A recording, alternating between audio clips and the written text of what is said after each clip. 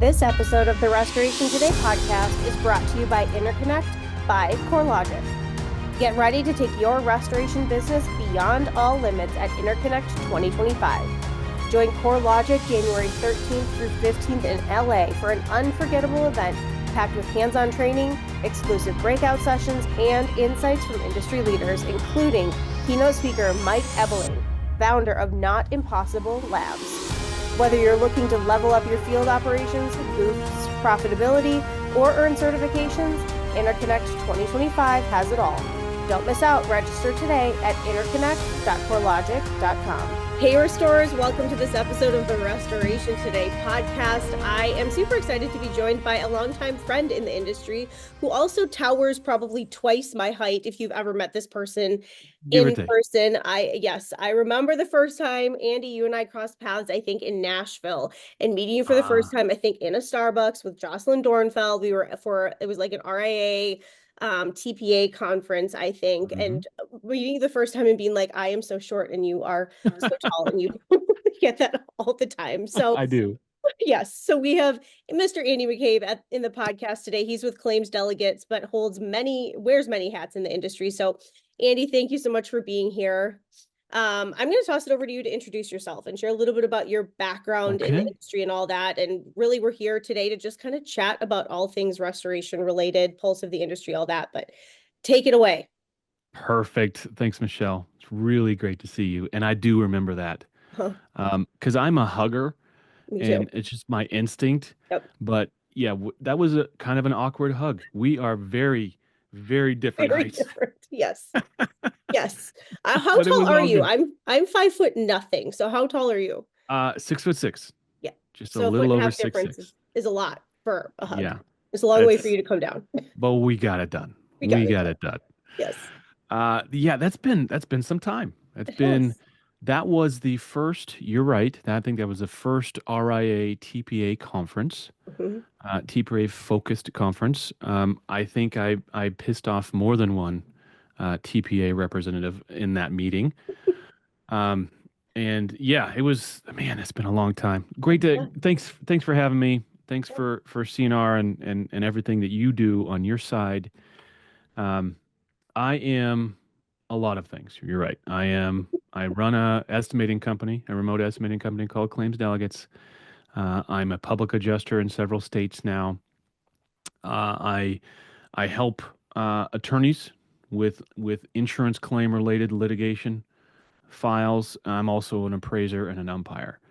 And what's happened over the last 5 years of my career is that I've felt that I need to start wearing more hats because the number of problems that we have to deal with as restorers has not decreased. That has only increased.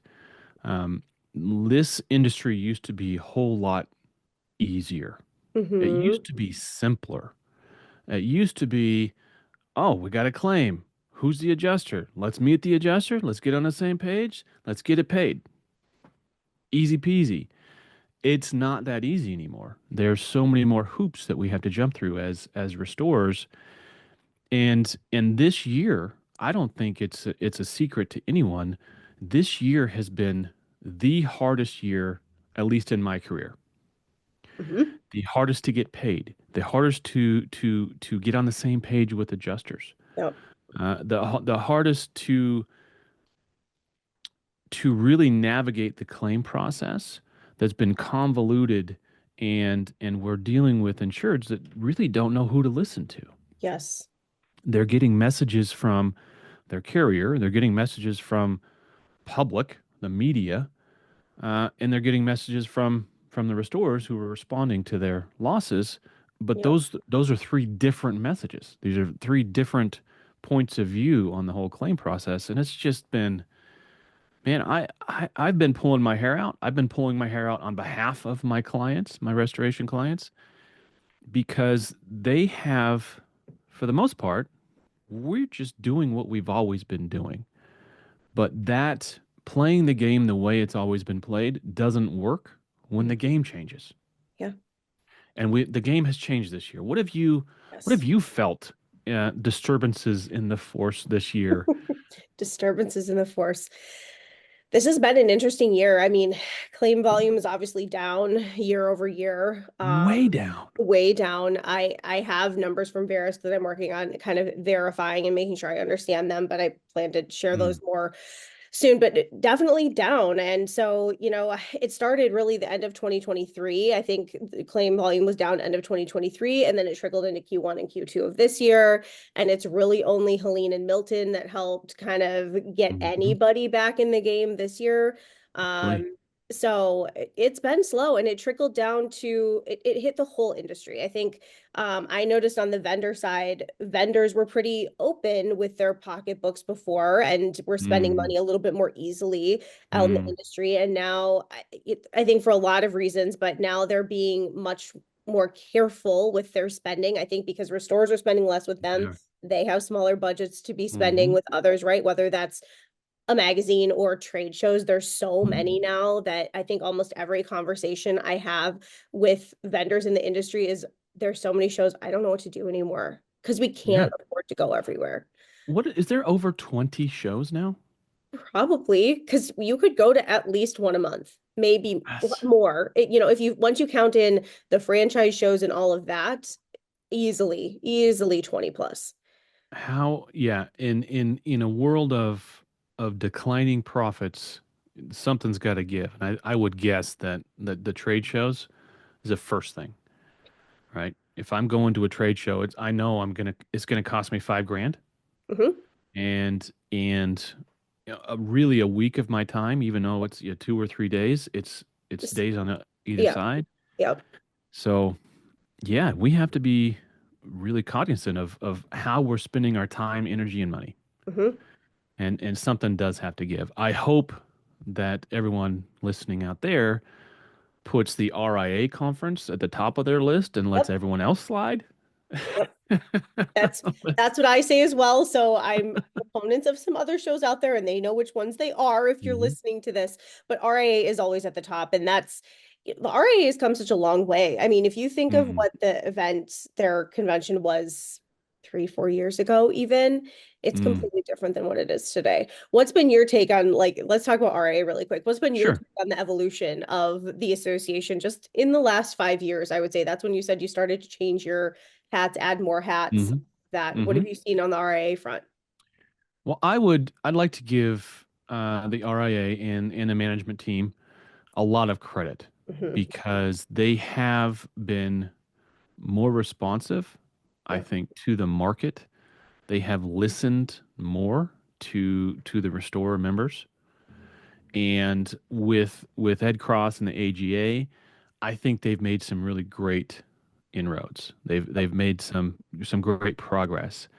Me, from my seat, I'm never going to be satisfied. They can always do That's more, okay. right? But Yeah. that's easy for me to say on the outside. Um, but for what they have, and let's be real. This is realistically the little association that could. Right? Hmm. There's only what, less than 2,000 members, Yeah.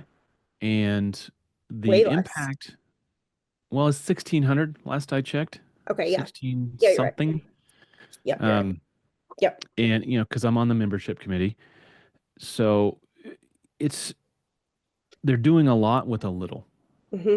And the number one thing we can do at large is to bring more people in, Yeah. because this association at 5,000 members is a very different association. Yes, it At is. 10,000 members, this association has some deeper pockets to Hmm. do some really cool stuff. But until we get there, I feel like we are constrained, and I'm going to say we because I am a member of the RIA. We're constrained by money. There's Hmm. just there's Yeah. just not enough membership to really get the war chest where it needs to be to do some really cool stuff. Hmm. Um, Now, what they are doing, and I can't believe that. Well, I can believe it, but I can and can't believe that these folks keep showing up. Like we have these TPAs come to these events, and they know they're going to get grilled. I Yes. can't, Yep. and but to their credit, they're still showing up. I Hmm. think that tells a story of even the TPAs recognize how important the restorer is Yeah. to the whole process. Yep. They recognize they don't have a business without us. And so the AGA and the RIAs, their whole push towards opening that conversation, I think they get kudos. Yep. Um, there are things they could do better. There are things, um, just having more open conversations, I think would go a long ways. But that's maybe the RIA. You tell me, Michelle, is the RIA the best vehicle for those types of conversations, or does it need to be? Do the hard conversations need to happen outside the RIA, in the Rebels or something like that, before they happen in the mainstream? That's a great question that I haven't thought about, and I don't know that I have an immediate answer. My thought is that the RIA is the right place, especially with the leadership on the RIA. And I can think of Hmm. some past presidents, current leadership, upcoming presidents, upcoming, you know, there's a lot of people involved in the RIA that I think are well suited to have some of those conversations because there are people from all sides of the spectrum as well. Like Hmm. there are some very TPA heavy contractors who are high within the Big time. RIA organization, right? And Yeah. then there are others that are fully independent, don't do any TPA work at all. So I think that they bring a lot of different perspectives to the table. And I think that the position papers been able to put out and the TPA scorecard, those different things do give them some Hmm. ammo to bring to the table. Um, and I don't know, like, it would another group be able to get them to the table that the way that the RIA could? I know a lot of people view the Hmm. RIA as a little anti-TPA. Um, I Do don't they? necessarily view them that way, but I've actually had multiple people say that to me in the last few months, even that they Hmm. view the RIA as kind of anti-TPA. And so they've been concerned, well, I do a lot of TPA work. Is this really the right place for me? And I don't Interesting. see that.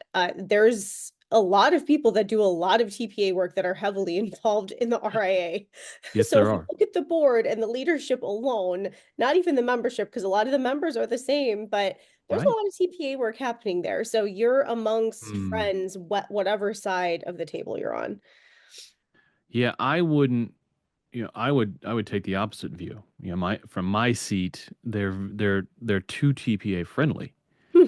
Okay. uh, because my position has always been, from early on, my position has always been that managed repair is not good for anyone but the carriers.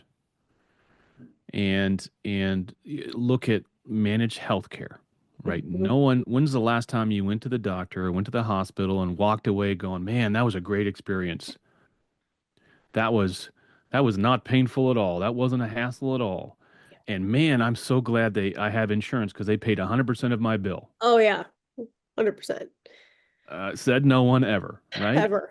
And No. and that's the model that the carriers have already played this out. They played it out in healthcare. They played it out in auto. Yep. And now they're trying to play the same playbook in restoration, in Mhm. repairs. So my position is, why would we let them do that? But this is a complicated issue. There's money. There's yeah. I understand. There's a place for TPAs, but is there really? Is there really? Yeah, that might be a subject for a different time. We'll Might bring be, that one we could offline. really, really get into that one. But that kind of segues into the Rebels. I would love to talk about the Mm, Rebels. You were kind of a founding person in that yep, movement, and that continues to grow, is probably one of the biggest groups in the industry now. I I think mean, it how is many people are you up to on Facebook? almost 11,000. Yeah, that's a lot. And it's very active every day. Super active. Yeah, there's groups, there's bigger groups, but I would argue there's not more active groups. Probably not. So it's not about head count. It's about how many people show up every day, share ideas, have conversations, productive disagreements. There's a lot of those that happen every day in the group. So I am pretty stoked actually today on where the rebels are. I also recognize that we can only go so far on a public forum like Facebook. Hmm. So that's why I'm starting the machinations to move the rebel alliance to their hidden base somewhere out of Zuckerberg's control, Hmm. and make it more intimate, make it more responsive, but Hmm. ultimately make it more private. Okay. Because when I talk about the things that I really feel passionate about, I'm talking about going up against billion-dollar companies, trillion-dollar companies, um, and this resistance needs to have some air cover, right? You can't start a revolution in public. You really can't. So Yeah. we are moving, and if you're in the Restoration Rebel group, you're gonna know about it before everyone else. Yep. Um, we have a place to go. We have a place off of Facebook where we can talk amongst ourselves and really get to the heart of things. Hmm. I'm really looking forward to that. I'm also combining that with a learning system. Was it LLM or no? Was a learning management LMS. system, LMS. There you Yes. go. Yeah. Yep. I've chosen an LMS that I've used for Yeah. LMNOP. Yeah. Exactly. Yep. Uh, so, along with, yeah, we want to continue the conversations. Yes, we want to continue to grow the group and have people of like minds be able to have some place to go where they feel home and feel like home and it's safe. But I also want to educate people. Hmm. There's thousands of things that we have as restorers. I don't know how we took construction and complicated it, but we did. Um, and construction should be pretty simple. It starts out pretty simple, but then we add all this other stuff on it. Being a restorer you have to have almost like a secondary education really to be a Yeah. successful restorer. Uh, you need that level of education where that level of education doesn't exist, right? Hmm. We all learn by the School of Hard Knocks and OJT, and so I have a lot of things that I think that restorers can do. There's a lot of little tweaks and stuff that restorers can do to help themselves and be more profitable. So I'm putting together classes for that. Nice. Um, little tiny bite size. I've got a restoration scoping class, repair Okay. scoping for repairs class coming up on the 20th, and just little things like that. I want to give people the opportunity to learn from my mistakes, Hmm. learn from my wins. I've had a couple of those in my 20 years in this industry, but mostly losses, learning events. Um, so I want to be able to share that. So I'm super excited. It's going to roll out before the first of the year, Okay. That's soon. and yeah, I'm ready. My biggest concern is will how many of those folks that are in the Facebook group are really true diehard Yeah. Rebel Well, Alliance members? sure. We will find out. Yeah. We will find out. When at the start of the Rebels, what was your goal and what has been accomplished, would you Hmm. say, with the group to date? And then looking into the future, what do you hope is the next step, especially as you move platforms? I think I'm going to start with the end of that question. The Sure. next step is more serious. We need to be real. We need to Mhm. be legit. We need to be serious, not just a bunch of rabble rousers whining and crying and throwing fits. Mhm. There was a time and a place for that type of energy. Mhm. I think we're beyond that now. We Yeah. need to grow up. The group needs to mature. So I'm super proud of where we've come. We have actually. I don't think you can talk to anyone in restoration that that doesn't recognize the influence and the effect that the Restoration Rebels has had. Just sometimes just by existing, right? There's just this, oh, not everyone thinks a certain way. Mm-hmm. And oh, it's okay to push back. It's okay to tell the adjuster no. It's okay to do these things. It's okay to bill what you choose is an appropriate amount for your work. These crazy ideas, um, we just brought them to the forefront. Mm-hmm. We are forcing those conversations. Now we have forced those conversations. Now what? Well, now what is okay? How do we organize around these ideas? How do we organize around the idea of we really need to stop taking our pricing cues from a software that has that really is not in a position to tell us what to charge. We need to stop taking our pricing cues from the very carriers that are on the hook to pay these bills, right? You shouldn't ask someone. One of my favorite guys that I follow on LinkedIn. He's an appraiser in the auto side. And he Okay. says you should never ask the person that owes you the money how much they owe you. No. But that's where we are, right? Mm-hmm. That's where we are in this industry. Um, and we have very, very vocal, very adamant people on the other side of the equation that think that we need to shut up and just take what what we're given. Please, sir, may I have another? Mm-hmm. Um, one of my favorite fanboys, Stephen Badger, is an attorney. I forget where he's from, but he is very quick. When I post something, even as simple as benign as overhead and profit, Mm-hmm. I think my opinion is contract overhead and profit is a markup. Contractors should be able to determine what their markup is and put a markup on their work. But now, for some reason, we've gotten this idea that mitigation work is not real contracting work. And Mm-hmm. mitigation work doesn't deserve overhead and profit. Well, and what Steve Badger, he wrote a whole article this weekend on LinkedIn. You look it up. I'm gonna. If you find me on LinkedIn, you're gonna find him in in the threads. Okay. But he wrote a big long paragraph. Oh, I'm not gonna have this conversation again this year, but here we go. And it was essentially the the carrier's side. Their opinion is we are not.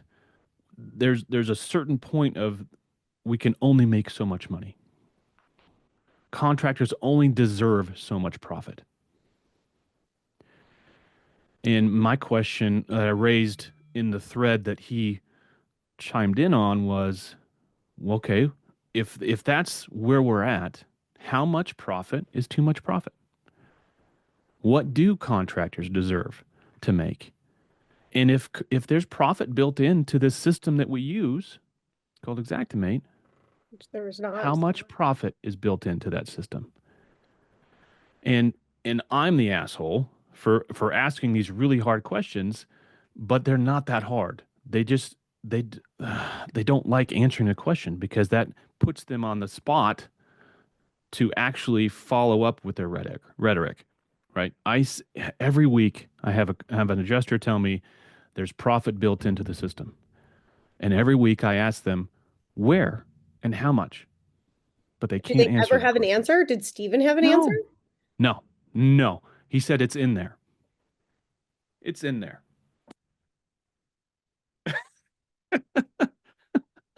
And Okay. and but these are conversations that politically I don't think RIA can have as easily as we can in the rebel group. Okay. Yeah. Okay. That makes sense. That's interesting that you're getting those type of people engaging as well and sharing their viewpoint instead of, being quiet and lurking. I know that, Mm, the rebels have stirred things a few times and gotten some big responses out of some mhm, carriers and TPAs and all of that based on things that have happened, some cease and desists kind of things a few mm, times as well when you're pushing mm. the needle. So that, means that people are watching and paying attention. So you talked about O and P. What about the topic of 10 and 10? Is there anything to talk about there? Some people talk about that's not right As anymore. 10 and as 10 doesn't. different than, oh, you mean the number. Okay. Yes. Because O and Yes. P is 10 and 10, right? I mean, Yes. that's okay. Yes. So the concept of 20%. Yeah. Yeah, Yeah. we have found ourselves, and keep in mind, I started in this industry pre pre adoption of Xactimate, really. Okay. Xactimate wasn't a thing, especially on the mitigation side. Xactimate wasn't a thing for the first 5 or 6 years of my career. So we had a different way of doing it. Mhm. And our way was doing of we had our own platform, we had our own way we worked up these invoices, and we baked in our own pricing. We didn't do any markup because we baked it in. But then along came Xactimate, and it's a cost estimating tool. Mhm. I'm going to say that several times as long as it takes. Xactimate is a cost estimating tool. It's not a profit estimating tool. It's not an overhead estimating tool. It's a job cost estimating tool. So if we have a job cost estimating tool, we still have to make money. So Mhm. how do you make money in that scenario? You add a markup. Mhm. I don't know where the 10 and 10 came from, but I do know that a 20% markup yields a 16% gross margin if the job goes perfectly. And I also know that there's no contractor on the planet that can work on a 16% gross margin. Yeah. And so we're all part of this little insidious lie of Mhm. we know we're making more than 16% gross profit, but somehow no one can define where that money comes from, right? The profit has to come from somewhere because otherwise we wouldn't be in business. Yes. Yeah. You'd be out of business. Yeah. So where does that profit come from? Well, it comes from being a really good contractor, right? Mhm. Really stepping on your subcontractors and getting your pricing down. It comes from not paying living wages. Let's be real. There's some contractors out there, restorers out there that don't pay their techs what they're worth. Some can argue because it's greedy, and others can argue because there's not enough money left. There's not enough money. You got to make some money somewhere. Mhm. The dirtiest little secret in our industry is in order for us to make a adequate profit margin, we have to overscope and underdeliver.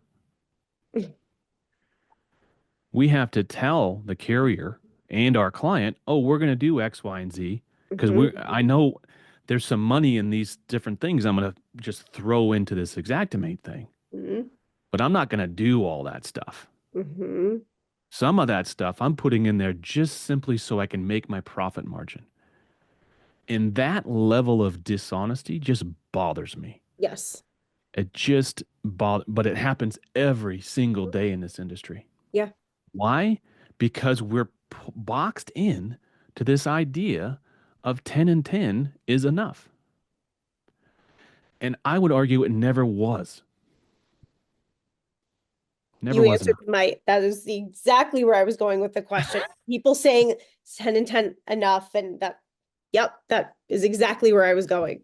Yeah. And when they say enough, what are they also saying? They're saying that's all you deserve, contractor.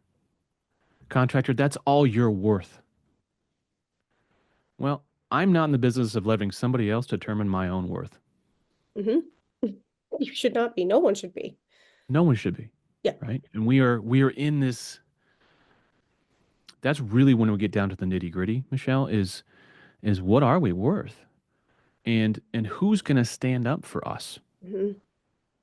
right? We are isolated, really. Restorers are isolated. It's a divide and conquer campaign that's been going on for decades now, and until we realize that you and I, we're in the same boat. We're doing the same work. Restorers across the country, we all have the same problems. We're dealing with the same issues. Hmm. And we're also receiving the same flack from carriers. So the more we can come together, the more we can share our experiences, share our wins, and share our losses, the better we are prepared to go back up against this behemoth of an industry. Just how many $1 trillion in I don't know, 14 trillion in PNC premiums every year? I mean, how do you fight against that? Yeah. You mentioned at the beginning policyholders kind of getting stuck in the middle, homeowners getting stuck in the Mm, middle of all of mhm, this. mhm, So, with all of the different hats that you wear that you talked about at the beginning, what should the role of the policyholder, especially if we're talking like residential claims, a homeowner, which is mhm, different than a mhm, commercial claim when you have mhm, somebody else handling the job. So, if you're talking about a residential claim with a homeowner, what role should the homeowner be playing in the claims process? Should they be mm, copying on all the emails? Who should they be talking to? Should they be talking to anybody? Who should the mm. contractor be talking to? Like this whole ecosystem, where does the homeowner fit to best serve the homeowner, which is really the customer for everybody in the situation? Right. Great question. Great question. I love that question. And we've got it backwards Okay. as an industry. When I say we, I'm just going to speak for the how many, what, 55,000, 60,000 restores? What's your gauge? Are you How talking many like total company restores size or the number of nation? people? Number Number. of, let's say companies, number of restoration companies in the United States. I've heard numbers. I'm going to say 55,000. 55,000 Mhm. restoration companies. Okay. Um, over the last 20 years have gotten this question backwards. Our whole push from as long as I can remember back, our push has been, oh, let's just get the homeowner out of the way and let us deal with this. Right? It's just get this contract signed and then they can go to sleep. They can just and we'll deal with all this. Hmm. And even the advertising that you still see today is we'll handle your claim for you. Yep. We work with all these adjusters. Blah, blah, blah. We work with these carriers. Blah, blah. We will do the work for you. And I am going to argue that that is the exact opposite of what you need to do. Because as soon as you get the insured out of the picture, you lose all leverage. Because guess what? You're not a party to the claim, really. And I know you can argue assignment of benefits and things like that, but I think assignment of benefits are dangerous Okay. because, again, it takes the insured out of their role in the claim process. Hmm. The insured has a role in the claim process because guess what? It's their claim. They are making the claim against their insurance company, and you, as a restorer, play a role in helping them make that claim. You quantify that claim. You give them some education on the process. But what you don't do is let them leave the process altogether. So the insured's role is to make their claim Hmm. with your help. So yes, they are CC'd on all communications. One of the things that got me kicked off more than one TPA program that I advocate everyone do is send those estimates to the insured first.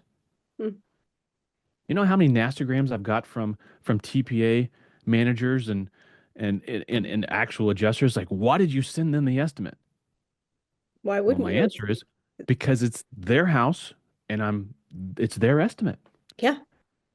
Well, they don't want you to send it to the insured because then the insured goes, "Oh, this is what my claim is worth." Instead of waiting for the adjuster to say, "This is what your claim is worth." Hmm. So the more you have the insured, the homeowner involved, the easier that whole process is going to be. You send that estimate to them first and you give them instructions. Hey, this is my bid to repair your property. Please send this to your adjuster. And you can absolutely have that conversation when the adjuster calls you.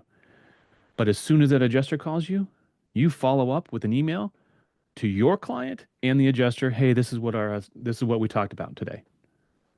Right? I so many times I'll CC everybody, but then the adjuster or the TPA will send an email directly to me with nobody else CC'd. And my next thing is reply all, add everyone back into the Yeah. thread, and let's have this conversation in the open. That's where good things happen in this industry when we have these conversations in the open. Mhm. because transparency, what's the number one value of the Restoration Rebels? I will practice incredible transparency. Mm. Transparency solves so many problems.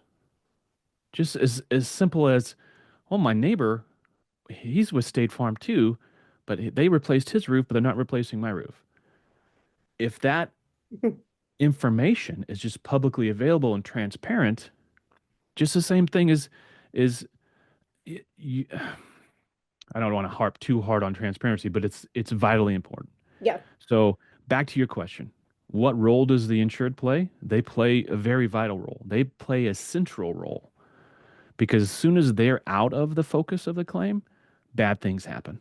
Mm-hmm. The adjuster is able to leverage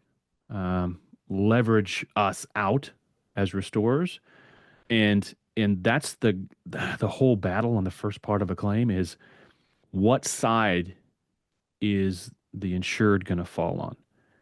Because if the insured falls on drinking the Kool-Aid from the adjuster, and the adjuster is going to say, well, they're not part of our program, they overcharge, they're essentially restorers get accused of insurance fraud every single day Yep. when the adjuster says something like to the effect of, well, if you choose to hire them, I can't guarantee I'm going to cover 100% of your claim. Mm-hmm. You know how insidious a comment that is? Yeah. And it should be illegal. It probably is illegal, but no one is shedding a light on that. Mm-hmm. That's my job, Michelle. My job is to shed the freaking floodlight on all that stuff. So when I see it, I'll bring it to everyone's attention and say, "Hey, is this right? Should this be happening?" And it depends on. There's such a big disconnect between the sea level of carriers and the ground level. Yeah. Because if you ask any sea level executive or middle manager at a carrier, they're gonna you say, is this right? Are you not going to cover 100% of this claim just because they chose the wrong contractor? And they're going to say, no, no, no, that's not what we meant. Mm-hmm. But the adjusters are doing it every single day. Mm-hmm. And if we're transparent, if we're open and transparent, we get to tell that story. We get to say, hey, on the last three claims, Miss Smith, this adjuster threatened the insured that they wouldn't cover the claim 100% if we were on it. Now, if that seems legit to you, then we probably don't have a good relationship here, and I'm not going to do work for you, right? That's the other thing that restorers, if you're not on a TPA program, a lot of them don't understand. You don't have to take every job. If you get into a job and the insured is either trying to play something funny, trying to make money on their claim, right? Everyone, that happens. Or if they're really drinking the Kool-Aid from the adjuster got a hold of them and got their hooks in them, maybe you don't move forward with that project because you can't rely on your client at that point to defend you. Mm-hmm. Right? That's tough. And that at the end of the day, if it comes down to the there like I said earlier, there's so many things that restorers need to learn. There's so many hats they need to. This is a skill set of, do I take every job, or what constitutes a good job, what constitutes a good client versus a bad client, and recognizing the red flags of as an independent restorer, which I was, I still help independent restorers. Once a month, I'll get a call from one of my clients that, hey, I got this job. It's a big job and blah, blah, blah. And I'll ask them some questions about this big job, this big opportunity. And sometimes I say, you probably should walk away from this job, which is the hardest thing for restorers to do, especially in a year like this. Yes. You get into a year like this, we have, I think depends on who you're listening to. It's either a 50% or a 25% drop in claims volume. Mm-hmm. And combine that reduction in claims volume with what, 15%, 20% inflation, Yeah. It's we are feeling the squeeze. yes.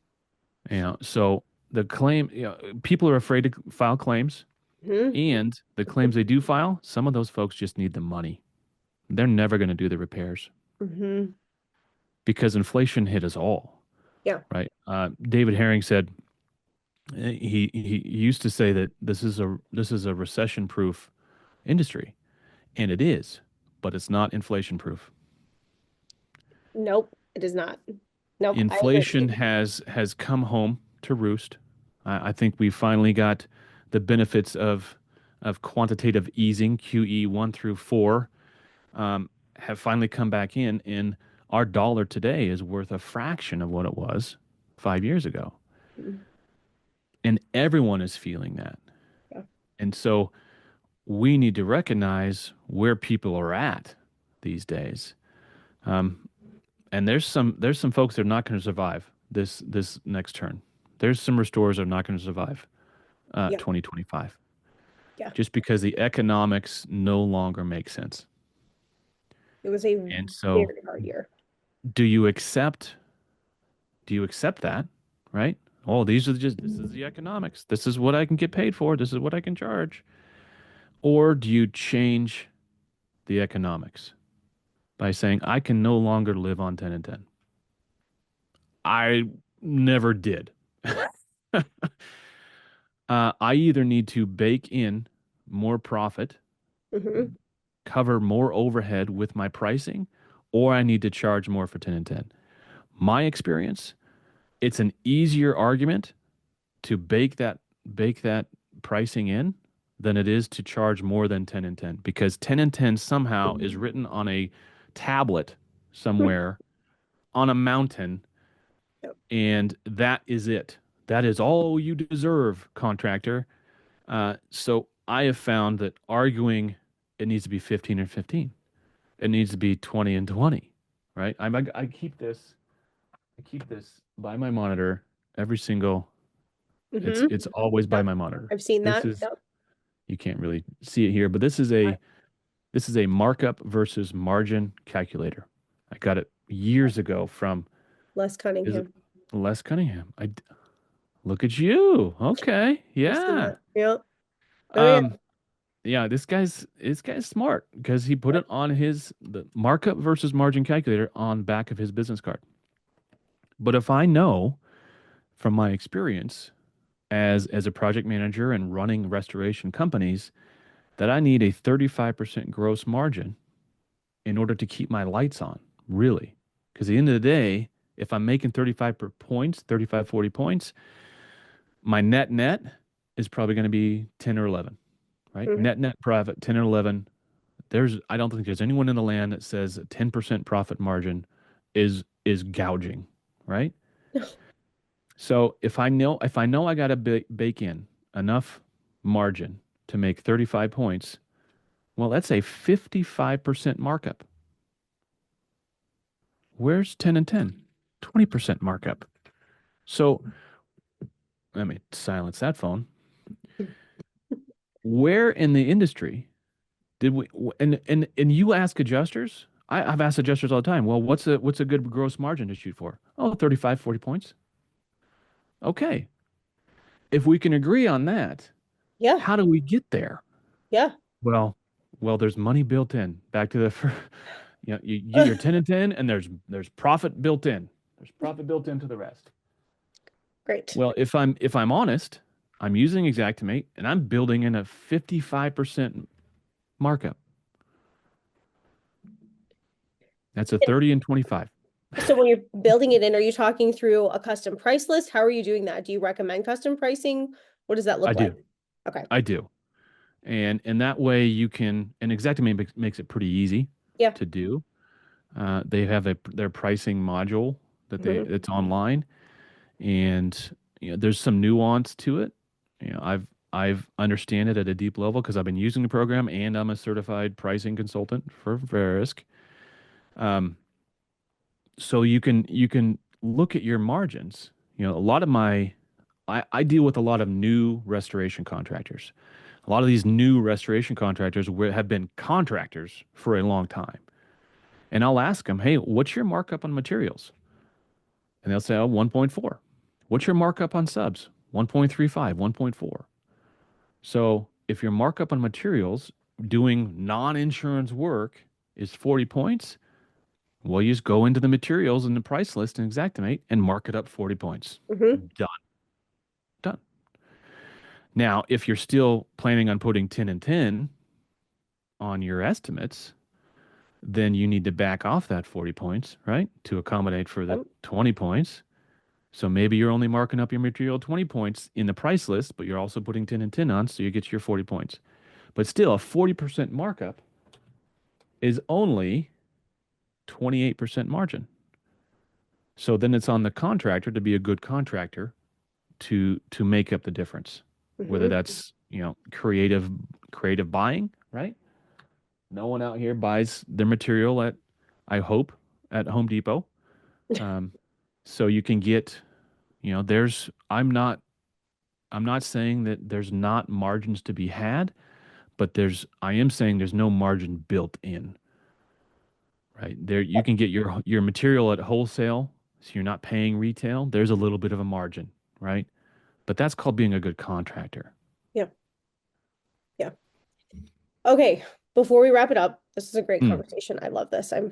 Think people are going to enjoy listening to this one, I that's hope. awesome. So, okay, before we wrap it up, if you could give contractors one tip for 2025, you and I are recording this on December 2nd of 2024. So if you could give restorers one tip for 2025 of like, if you need to turn things around and make it a better year Mm. or to truly succeed in 2025, here's my one piece of advice for you from your tenure in the industry, what would that be? Understand your numbers. You need to know not just your P&L.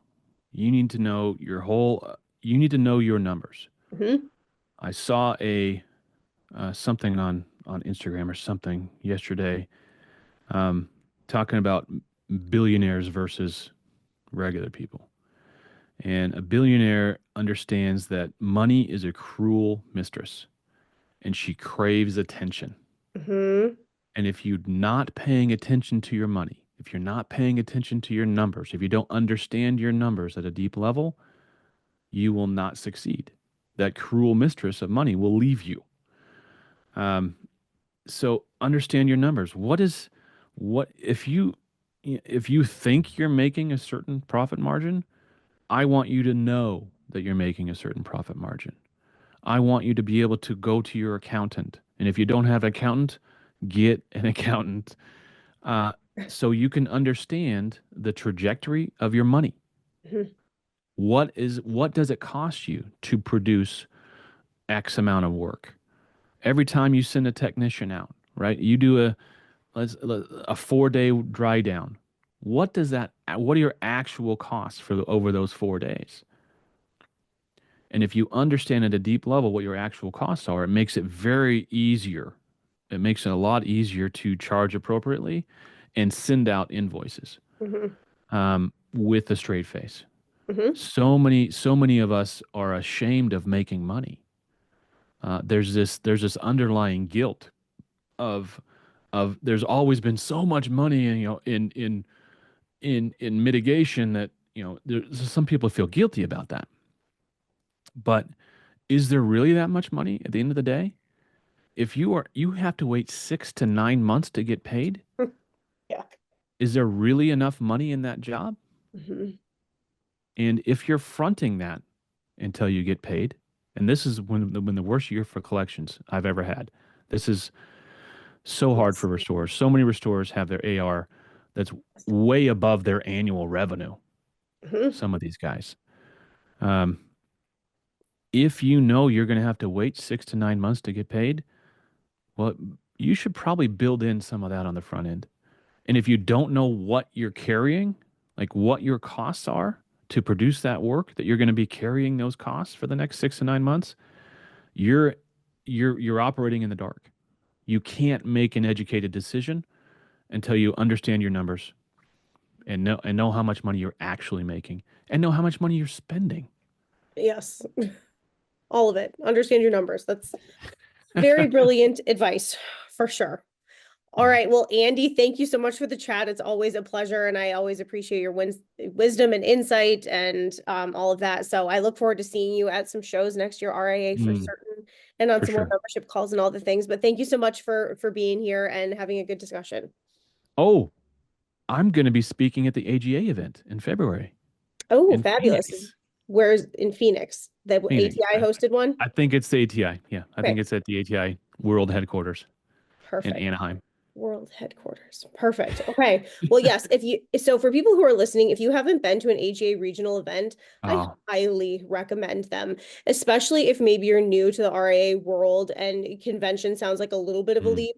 The regionals are a perfect way to get a little bit of they are. education in there and meet people and network, and they are really, really, really good. So highly recommend. You can find more about those on restorationindustry.org, and we have information on the CNR website as well. And you can go meet Andy in person. So That's right. Looking forward to it. Michelle, thanks for having me. thanks for coming, Andy. For more Restoration Today and the latest news, visit our website, cnrmagazine.com, and find the latest episodes of the Restoration Today podcast on your favorite podcasting platform.